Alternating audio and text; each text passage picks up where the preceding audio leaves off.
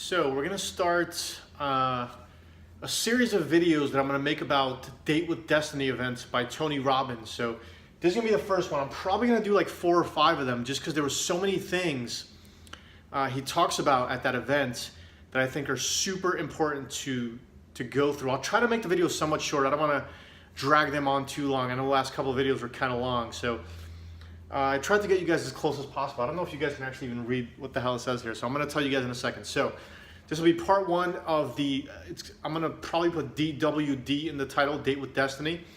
So this is going to be part 1 of that, and I'm not sure what I'm going to title it yet, but anyways. So what it says up here, I don't know if you guys can read it. It says, whose love did you crave the most as you were growing up? So this is a video, you guys have to think about this for yourself. Whose love did you crave the most as you were getting older? Either your mother or your father. We're going to talk about how you can know in a second, because if you don't know, you might be like, I'm not really sure whose love I craved the most. So if you're not sure, down here what I wrote is, if you're unsure, just think whose love was more scarce. So whose love was tougher to get? Like whose love was more challenging? Like there's usually one parent that gave you a lot of love regardless of what you did. And then there's another parent who loved you under maybe some certain circumstances. And some things were okay and some things were not okay for them. So Tony talks about this for a couple hours, and he goes on about to really understand why this is important in your life.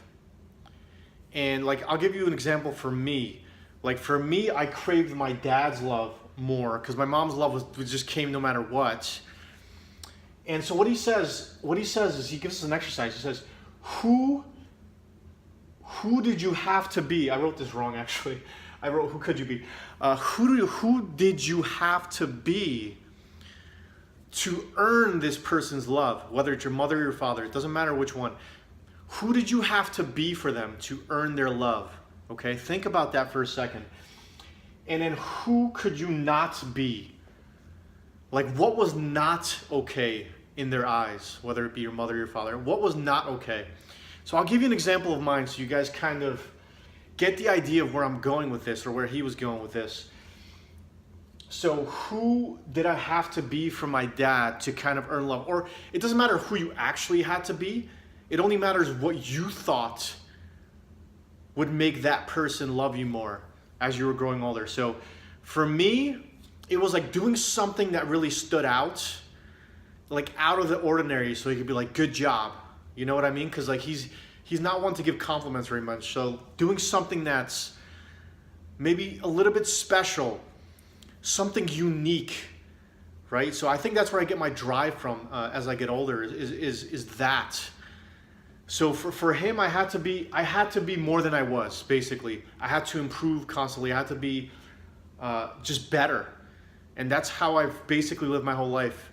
And that's not to say that that's true, that I had to do that to get his love, but that's what I thought. So that shows up in your life years later.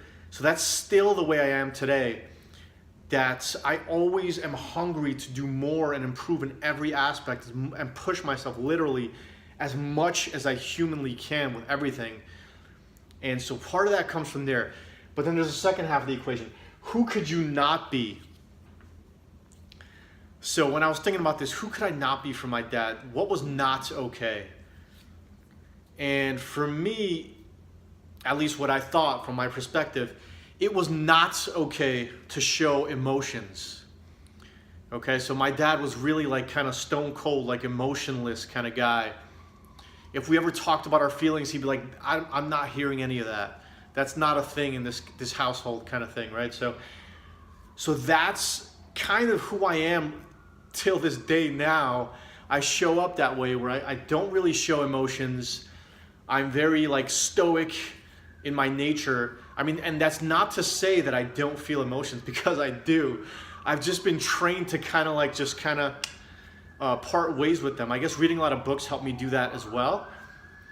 But when I was younger, I had a lot of emotions that I just kind of stuffed down. But as I got older, I feel, I guess, less emotions now. I've learned to be a little bit more stoic, like just from reading a lot of books and changing my perception on basically everything in life. But this is who I could not be for him. So as we get older, like, ask yourself, who did you have to be for this parent, and who could you not be? What was not okay in their eyes?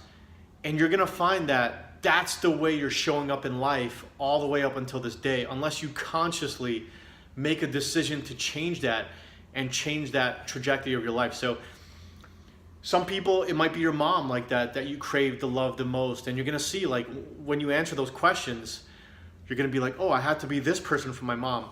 And you realize you're still that person today, because that's what you believe is gonna get you to be loved in your life, or to feel love, or to feel like you're enough, kind of thing.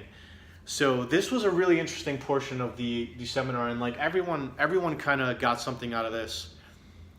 Like, it makes you more aware of what, it basically makes you more aware of how you're operating in your life and why you're operating that way. And it can allow you to change it. It can allow you to change that. You can be like, wait a second, this is not even fucking true. Like, you might even look at this and be like, I just had no idea what I was thinking when I was younger. This is what I thought was gonna earn me that love. But it might not be true at all, or it might be true and you might not change it. You're just like, no, like, this is like a load of shit. Like, I don't want to live my life this way, where I want to hide my emotions and do this and that. So that's what I kind of realized. I kind of realized that I did do a lot of this in the past, where I hide my emotions and act like everything's okay all the fucking time, right?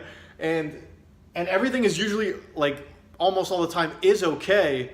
But it is okay to be sad once in a while. I mean, we're humans. Like, regardless of how grateful you are in your life or how happy you are with everything, you're still gonna have shit days. Like, it's gonna happen all the time.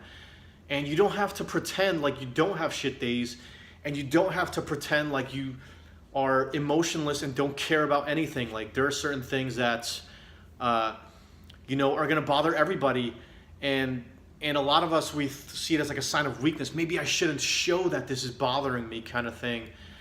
And I think that it is okay to show that every now and again, just to, remind yourself that you're a human.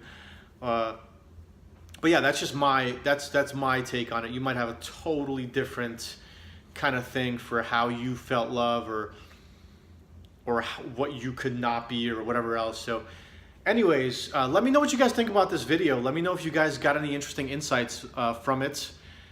And stay tuned for the rest of the DWD videos that are coming. I got some super interesting ones coming for you guys. So stay tuned and leave a comment.